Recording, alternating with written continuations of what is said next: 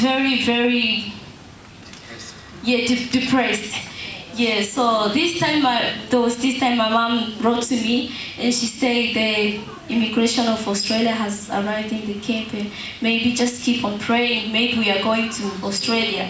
Because I prayed to go to Canada, we did the interview and everything and nothing happened. So this time my mom, after 5 years, my mom came, she wrote to me, she said, maybe we are going to Australia, so you have to pray, just keep on praying. I was at school.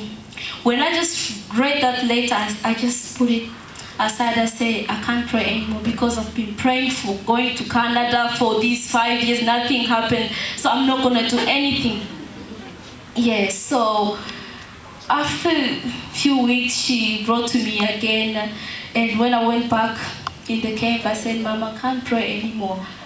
All these days I've been praying, I know God is with us, but I can't see anything. I just gave her, said, okay, I remember I was talking to myself, I said, God, I'm gonna die in Africa, that's okay, I'm fine, because I was very, very depressed, I said, when is this life gonna change? But because God is faithful, He promised us that He's gonna take us somewhere far away and in a very good country with milk and honey, which is this Australia. I'm so happy. I'm so happy to be here. Yeah, God took a long time to answer our prayer, but at the end, He did.